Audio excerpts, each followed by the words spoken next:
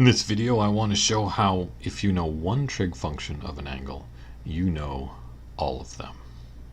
For instance, here we go. Suppose I tell you that the sine of some angle is 2/3. Well, you know that the sine of an angle is opposite divided by hypotenuse. So I can draw a triangle where here's the angle, and I make sure that the opposite over hypotenuse is 2 divided by 3. Now, there's lots of ways I could do that, but I think probably the simplest way is just to say the opposite side is 2, and the hypotenuse is 3. I could have said 4 and 6. I could have said 2/3 and 1, but the whole point is as long as the ratio is 2 divided by 3, 2/3.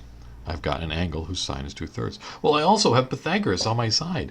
I like Pythagoras because it helps me find sides of triangles. If I know two of them, and I know this is a right triangle, then this side is 3 squared minus 2 squared, which would be the square root of 9 minus 4, which is the square root of 5. So now I've got a triangle with all three sides. What do you want to know? You want to know the cosine of the angle?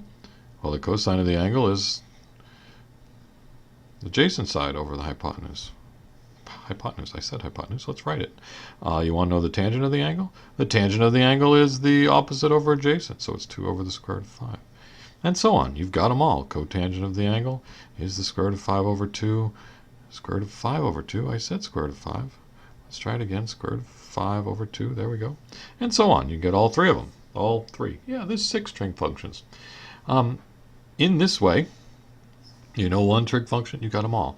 I'm assuming right now that our angles are small, that we're dealing with right triangles. We'll come back in another video and look at it when we deal with bigger angles. But right now, I'm just stuck inside of a right triangle, so my angles are all small.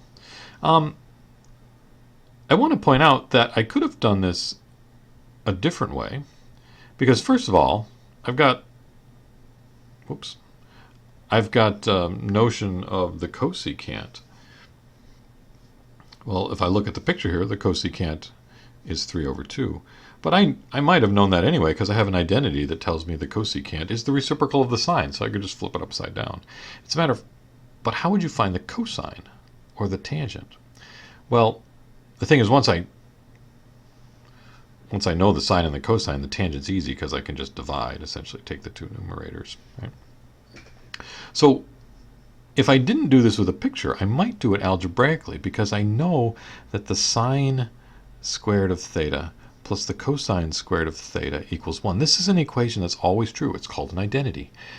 So in particular, for this angle, I know the sine of theta is 2/3. So the sine squared of theta means take the sine of theta and square it, and then add that to the cosine squared of theta. And that should equal 1. Well, if I solve for cosine squared of theta here, cosine squared,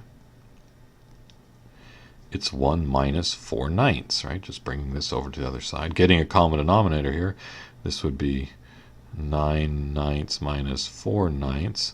So I'm looking at the cosine squared of theta equals 5/9. So what's the cosine of theta? Well, the cosine of theta then would be the square root of that. The square root of 5/9, which is the square root of 5, over the square root of 9, but the square root of 9 is 3. And I think that's what I had here. So this is kind of an algebraic way of converting sine into cosine. I have a relationship between them. I know one of them. I can solve and find the other one. Right? This is more of a geometric approach. You know the sine of theta, which means you know two sides of a triangle. Pythagoras gives you the third side, and then you've got the trig functions that you want. Okay. Do another example here. You can start with any one of the trig functions. Suppose I know that the tangent of some angle is 9 over 4. Well, I've got 9's pretty big compared to 4, so I'm going to draw it something like that. So here's my angle, 9 over 4. Again, I've got two sides. Tangent is opposite over adjacent, so 9 and 4 would be a good way to go with that.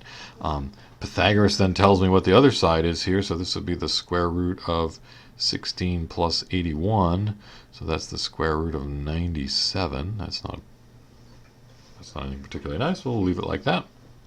But there I go. I've got all three sides. You want a trig function? Tell me which one you want. You want to know the sine of theta? That would be opposite over hypotenuse, so 9 over the square root of 97. If you want to know the the cosine, it's adjacent over whatever that thing is, hypotenuse. So 4 over the square root of 97. Once I've got those three, I've got them all, right? Just take the reciprocals. You have a lot of information if you know one trig function. Right? One last example that looks a little bit different. Suppose I know, for instance, that the cosine of theta is 0.6. Right? This isn't written as a fraction. You don't see it necessarily as a ratio of two numbers. It's just the number 0.6. They've already taken this fraction and divided it. Right? So how do I draw that picture?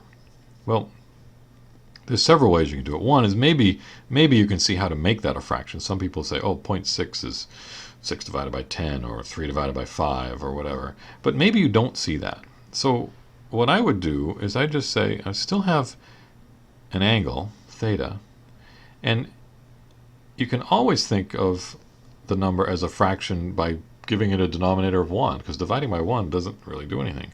But still, that lets me see two sides, because I want the cosine to be the adjacent divided by the hypotenuse. So if the adjacent side is 0.6, then the hypotenuse would be 1. Right? Pythagoras can say, okay, now the other side is 1 squared minus 0.6 squared.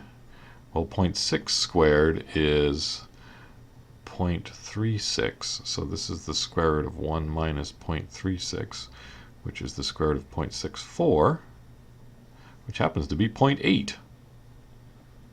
So this side over here is 0.8. Now I've got everything I need to know. What's the sine of the angle? The sine of the angle is the opposite side divided by the hypotenuse, so 0.8 divided by 1, which is just 0.8.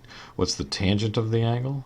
The tangent of the angle is the opposite divided by the adjacent, which is 0.8 divided by 0.6, which simplifies to 4/3, but whatever. The point is, you've got one trig function, you've got them all, because you've got two sides and you've got Pythagoras on your side. Pythagoras gives you the third side, you've got all the trig functions.